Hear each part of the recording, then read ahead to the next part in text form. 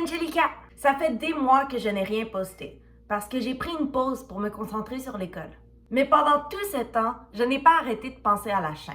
Et plus particulièrement, il y avait quelque chose dans le fond de mon esprit qui revenait toujours. Une abonnée. Je la voyais encore et encore. Elle commentait, elle réagissait, elle était toujours là. Et il y a un commentaire qu'elle a laissé, qui restait avec moi pendant toute ma pause. Et je pense que de répondre à cette question ensemble est la meilleure façon de revenir.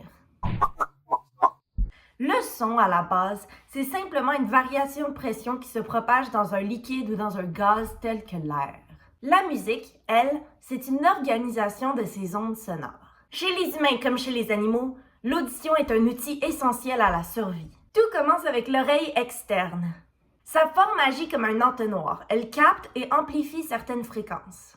Cette amplification peut augmenter le volume des sons de notre quotidien de 10 à 15 décibels. Ensuite, les ondes sonores vont vibrer le tympan.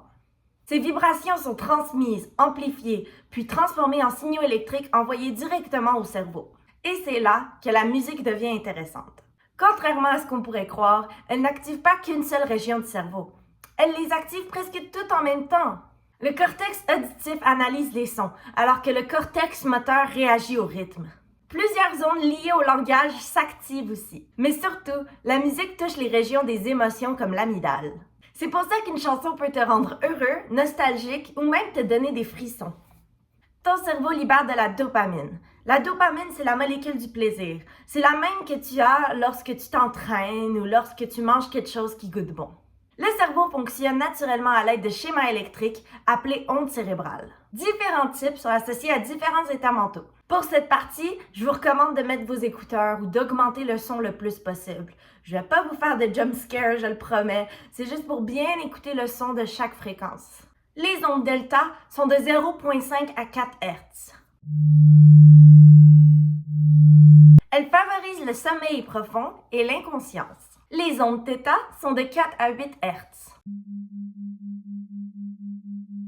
Elles favorisent le rêve, la créativité et le traitement émotionnel. Les ondes alpha sont de 8 à 12 Hz. Elles favorisent le calme, la détente et la réflexion. Les ondes bêta sont de 12 à 30 Hz. Elles favorisent la vigilance, la réflexion et la résolution de problèmes. Et finalement, les ondes gamma sont plus de 30 Hz. Elles permettent la concentration élevée et la cognition avancée. Certains sons, en particulier les sons rythmiques, peuvent aider le cerveau à se rapprocher de ces états. Ce phénomène est appelé l'entraînement des ondes cérébrales. La musique est profondément liée aux émotions. Par exemple, une tonalité majeure va souvent évoquer de la joie, alors qu'une tonalité mineure va souvent évoquer de la tristesse. Mais au-delà de ça, la musique est une façon d'exprimer une intention, une histoire, quelque chose qu'on ressent profondément. Ça veut dire que la musique ne procure pas seulement du plaisir, mais peut aussi aider à diminuer la sensation de douleur.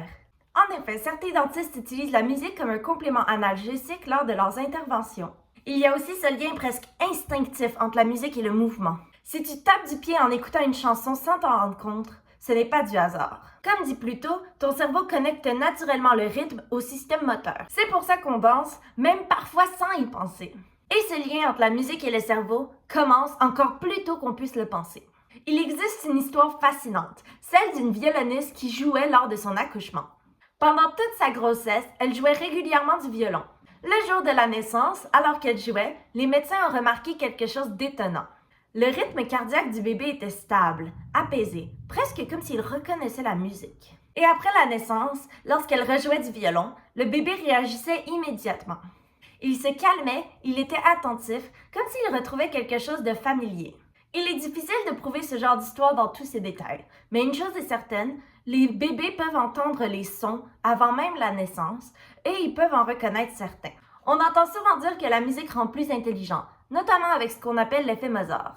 Mais en réalité, c'est un peu plus complexe. La musique n'augmente pas directement l'intelligence. Ce qui fait la différence, c'est le plaisir qu'elle procure. Quand tu te sens bien, ton cerveau fonctionne mieux. Il est plus concentré et beaucoup plus motivé. Cela dit, la musique a des effets réels. Elle peut aider à la concentration. Elle aide à apprendre des langues. Elle aide avec la mémoire. Elle aide beaucoup avec le stress et elle peut même améliorer les compétences physiques. favorise beaucoup la créativité. Elle peut aider à se concentrer, même si cela dépend des personnes.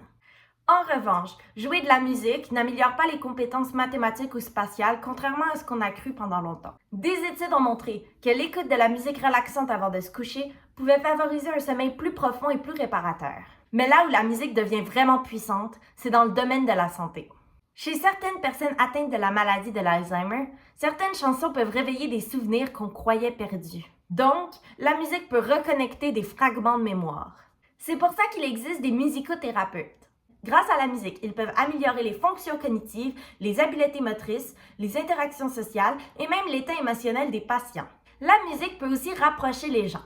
Chanter ensemble, écouter une chanson de groupe, ça crée des liens. Charles Darwin pensait que la musique servait uniquement à la séduction, mais maintenant, grâce à cette vidéo, on sait que ce n'est pas le cas. La musique est une expérience complète. Elle mobilise presque tout le cerveau. Elle nous fait ressentir, bouger, souvenir et parfois même, elle nous aide à mieux nous comprendre. Merci d'avoir écouté la vidéo. Si elle t'a plu, n'hésite pas à liker, t'abonner et partager avec tes amis. Laisse-moi un commentaire pour poser tes questions ou proposer des sujets que tu aimerais que j'explore. Sur ce, à très vite pour une nouvelle vidéo. Bisous!